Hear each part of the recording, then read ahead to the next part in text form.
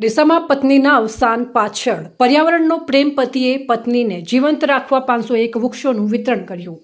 મંત્રી પ્રવીણભાઈ માળીની પ્રેરણાથી સ્વર્ગીય સુડીબેન ગેહલોતની સ્મૃતિને મળ્યો હરિયાળો વળાંક. 501 વૃક્ષોનું વિતરણ. ડીસા તાલુકાના વડલી ફાર્મ ગામે સ્વર્ગીય સુડીબેન વક્તાજી ગેહલોતના સ્મરણાર્થે પરિવાર દ્વારા સમાજને નવી દિશા આપતી અનોખી સેવાકીય પહેલ કરવામાં આવી હતી. વન અને પર્યાવરણ મંત્રી પ્રવીણભાઈ માળીની પ્રેરણાથી સ્વર્ગીય સુડીબેનની સ્મૃતિને હરિયાળી અને સમાજ સેવા સાથે જોડવાનો વિચાર પરિવાર દ્વારા અમલમાં મૂકવામાં આવ્યો હતો. આ પ્રસંગે વક્તાજી ગેહલોત તરફથી શાળાના તમામ બાળકોને તિથિભોજન કરાવવામાં આવ્યું. સાથે જ બાળકોના શિક્ષણમાં ઉપયોગી બને તે માટે દરેક બાળકને પેન અને ચોપડો આપવામાં આવ્યો હતો. પ્રકૃતિનું જતન થાય અને બાળકોમાં નાનપણથી જ પર્યાવરણ પ્રત્યે પ્રેમ તથા જવાબદારીની ભાવના વિકસે તેવા ઉદ્દેશ્ય સાથે દરેક બાળકને એક વૃક્ષનું રોપાનું અર્પણ કરવામાં આવ્યા હતા.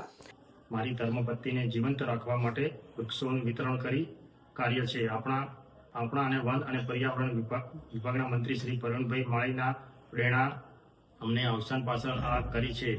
અમને ગર્વ છે કે અમને આ સમાજ માટે પ્રેરણા મંત્રી શ્રી પ્રવીણભાઈ જોડેથી મળી છે અને આજ મારી ધર્મપત્ની આ હંમેશા જીવંત રહે તે માટે 501 વૃક્ષ અને 650 ચોપડાઓ અને 650 બોલપેનોનું વિતરણ કરી સ્કૂલને અને તિથિ ભોજન પણ સ્કૂલના બાળકોને આપેલ છે.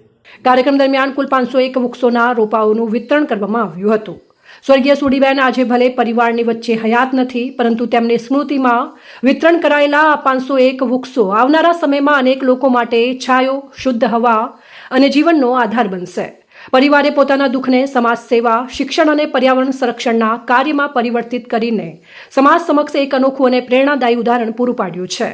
દુઃખની ઘડીમાં પણ સમાજને સુખ, આશા અને હરિયાળું ભવિષ્ય કેવી રીતે આપી શકાય તેનો જીવંત સંદેશ આ પહેલ દ્વારા કરવામાં આવ્યો છે.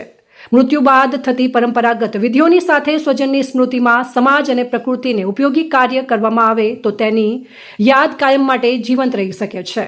વડલી ફાર્મ ગામેથી શરૂ થયેલી આ પહેલ અન્ય પરિવારો અને સમાજ માટે પણ પ્રેરણારૂપ બની જાય છે. આ સેવાકીય કાર્ય બદલ શાળા પરિવારે દાતા વક્તાજી ગેહલોત અને સમગ્ર પરિવારનો હૃદયપૂર્વક આભાર વ્યક્ત કર્યો હતો. સાથે જ પરમ કૃપાળુ પરમાત્મા સ્વર્ગીય સુડીબેનના દિવ્ય આત્માને શાંતિ અર્પે તેવી પ્રાર્થના કરવામાં આવી હતી. વધુ અપડેટ માટે ફોલો અને સબસ્ક્રાઇબ કરો સેન્ટ્રલ ભારત ન્યૂઝ ચેનલને. ધન્યવાદ.